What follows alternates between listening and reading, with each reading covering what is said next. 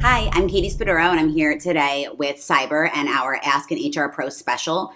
What we do is we receive any HR questions from clients, from followers, from anyone, and we really give you the answer, and we do some research and provide you with the proper HR response. So if you have any HR questions specifically regarding your small business, please message them to us directly and we can help you. You could potentially be featured as well in an upcoming video because a lot of the time our clients have very similar questions. So please reach out to us directly. This question today came in from a client. So what do I do if my employee calls in sick all of the time? That was the question. An employee calling in sick on a regular basis obviously is a problem as a business owner because you need your employee there to do the work that you hired them to do. So it's a lot more obvious in a small business than it is in a larger business because of your limited resources to begin with. Our recommendations here, the first step is obviously make sure that you have an attendance policy in place. This is number one. When we start working with a client, we review their employee handbook. We make sure that it is updated. We provide them with a industry-specific, size-specific employee handbook that they should be using from that point forward. If you do not have an attendance policy in place, get one now. Not only do you need to have one, you need to have your employees sign it. It does not matter if you have one and it's in a folder in a back office and none of the employees have seen it.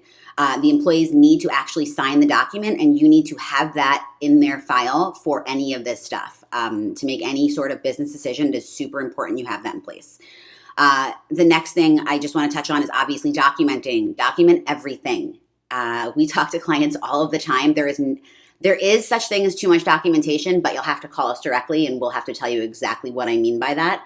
But for the most part, document everything. I mean, you need to be able to back up your business decisions and clearly show that a decision was made because of a business reason and not for any of the other million reasons that could get you in trouble. So make sure that you're reviewing the reason for the leave. If it's excessive and continues to happen, make sure that it's not for any protected reasons, like the FMLA, for example, the Family Medical Leave Act.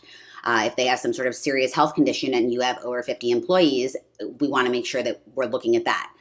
Make sure right now during this COVID-19 pandemic that it's not because they have any sort of symptoms of being sick, because that is now protected. So make sure you are working with an HR professional hand in hand before you're making these decisions. You could definitely make a misstep that could cause you and cost you a lot. Assuming the employee did not call out for a protected reason, a verbal warning, maybe, once, there's no specific steps that you need to take, 1, 2, 3, 4. We recommend actually against that in a handbook. You don't want to lock yourself into one issue is a verbal warning. The second issue is a written warning. You want to have the flexibility as a business owner to make those decisions on your own. That being said, you do need to make sure that it's in the handbook, your corrective action process, and that the employee understands what that means for them. So we recommend a verbal warning. If it's excessive, a written warning. Make sure that you're documenting this to back yourself up.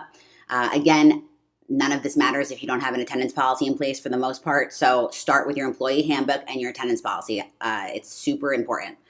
If the problem continues and you feel that you need to terminate the employee, we recommend you call us immediately. Call Cyber. We can help you terminate an employee. We actually have an offering that has been super beneficial for business owners. Essentially, you submit your paperwork, we review the termination, and we make sure that there are not any glaring holes or potential serious issues for you when you do terminate this employee. So that can be found on cyber.co under our products, and it's a termination packet. I actually think it's on sale right now. So check it out. Other than that, if you have any additional questions on this or any other HR issues, please reach out to us directly, send us a message, comment, and we will add you to our queue. So we look forward to speaking with you, and have a great day.